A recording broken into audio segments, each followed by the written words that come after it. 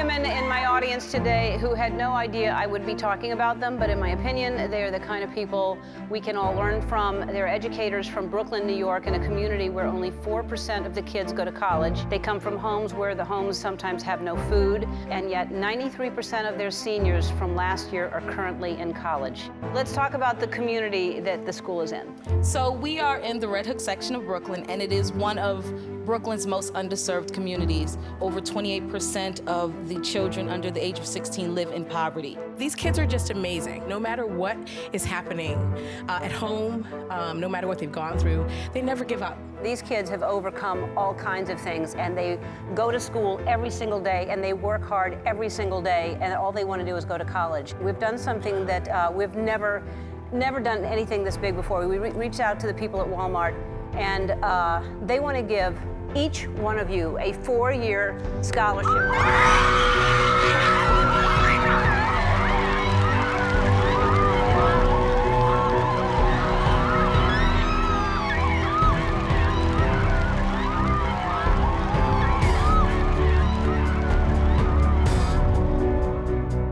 I cannot wait to see in 4 years what these young people are going to do. I can't wait to see how we helped launch their lives.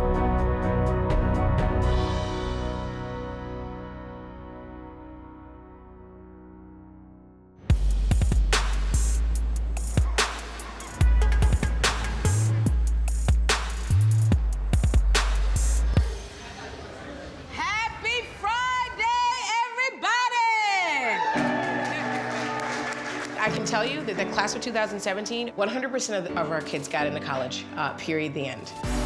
Wherever we go, our kids are being recognized. You hear, hey, you're from Red Hook? Oh, wait, I heard about a school there. Oh, yeah, that's our school.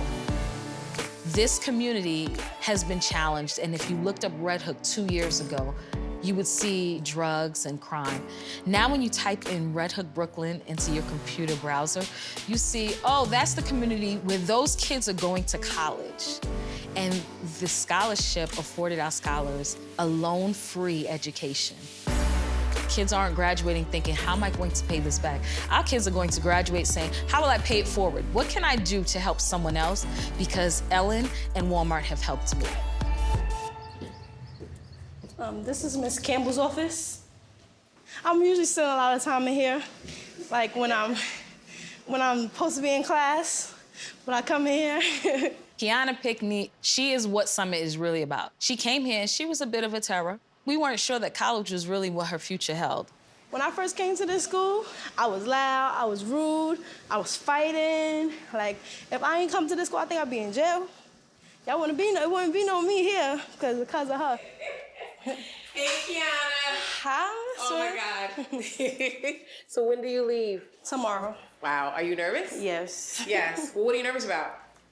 I think it's because I'm not gonna be with like people, like Summit people. Keanna is one of those kids that like, you just fall in love with. Yeah, I can like sit here and talk to you about my whole life, and you won't judge, you won't say nothing. You just be like, well, Keanna, you know, that's probably wasn't a good idea. I said, yeah, I know, but I was mad, you know? Like, I could talk to you about anything. And her story is amazing. Her mom had her when she was in middle school. There's no shame in her having her at middle school, because guess what? She has a kid going to college. That says a lot. She's a kid who just perseveres. She does not give up, and she doesn't let tragedy hold her down. Right here was my essay. Got 94 on it, it was sitting right here. And guess where my seat was? Right here. So every day I would look up at it like, I did that. That was my favorite, one of my highest scores I ever got, and it was a 94. Every memory like I have here is always like a good memory. Like I never had a bad memory. Here is where I'm happy. Because I'm gonna miss being here, you know? I love this school, you know, this school is like my home. And this school is a college preparatory school. So they prepped me for college, and now I'm going, so now I gotta show them, like, all the things you taught me, I'm gonna do it in college. You're gonna see how great I am at doing it too, you know? School helped me a lot, you know?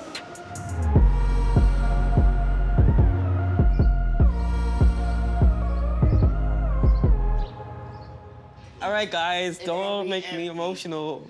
I don't know what I would be doing right now if it wasn't for my school, if it wasn't for my family and my support system. I'm gonna see you where you're going. Y'all know he's not going far, right? Yeah, he might not be going far, but he going very far. He gonna get a brain that you and me and nobody else got. I'm gonna be more on my own, which is cool, but like, I'm always used to my grandmother and my family steering me towards the good path. For now, I have to do that on my own. It's nerve-wracking. I'm not really sure what the future has in store for me, but I know it's gonna be great. I feel like after me, you're gonna be right behind me. You're gonna do so good. You're gonna do better than me. I know that. Oh, how you know that? Trust me, I'm a young visionary. Okay. This comes natural. I know that. Ellen and Walmart definitely changed our lives. I'm gonna make it out the hook. Yes. And I hope he buys grandma a house and get me out too. You ready? Cause you out of here. I know, I can't, no choice. No, it is a choice. Well, but you made the best choice. I did. When I look at Quincy, I see his mother. My daughter passed away like 4 days after she had Quincy. He had a hole in his heart. They had to make sure the hole mended, but he made it. He get ready to be a college kid now, so I did my job. I'm gonna have a good time. Yes, I want you to have a good time. I want you to learn, not have a good time. I want you to learn. And have a good time. You gonna throw that good time in there, but you gonna go there to learn, right? I promise. I know. I am. All right. I will. When he leave here, my heart gonna be dragging right behind him. Trust me. It is. It really is. What scares me is he don't know nobody up there. I just want him to make sure he call me every day and say, Grandma, I'm okay. And I'll be happy because I'm scared for him. So.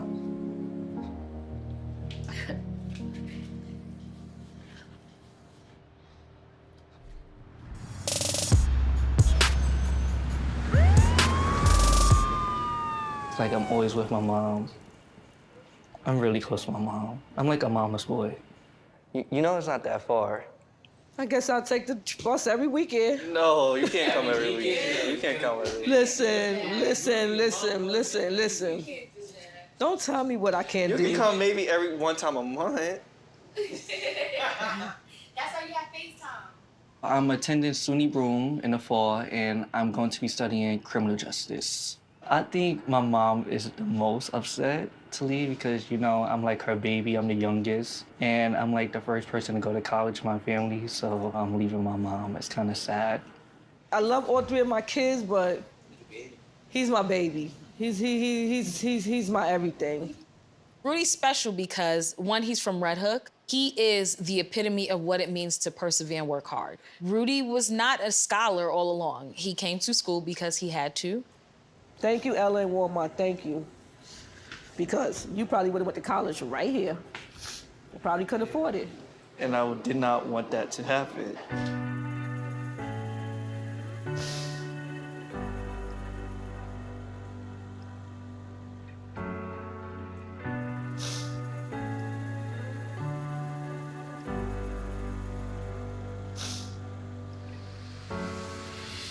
I never cried like this. I cried like this one time when I had to leave him back. And I cried and cried and cried. That was the hardest things in my life, to tell his teacher to leave him back in 3rd grade. He would have not been in his 2017 graduation. He's supposed to graduate in 2016. His mother, told his teacher to leave him back because he was struggling. That was the hardest thing I could ever do, because all his friends was going to the next grade and he couldn't go. Yo, that was the hardest thing. And now he's going to college. That's another hardest thing. To see Rudy during his senior year, because he was a little behind and we weren't certain that he was gonna graduate on time, he busted his rump. I'm super excited to see what he's gonna do, because he knows what it means to get the scholarship, because he wasn't gonna be a part of this class. When you go to college, I want you to do what you're supposed to do. Do your 4 years. Make me proud of you. Make sure you go out there and you be the man that you're supposed to be. Make me proud. nobody else. I want you to come with that law paper and say, Ma, I did it. Okay? Don't cry.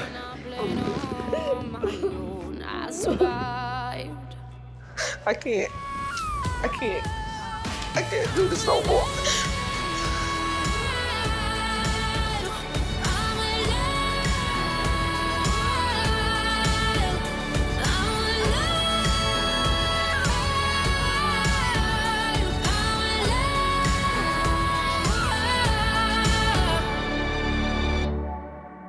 I'm gonna miss this gym.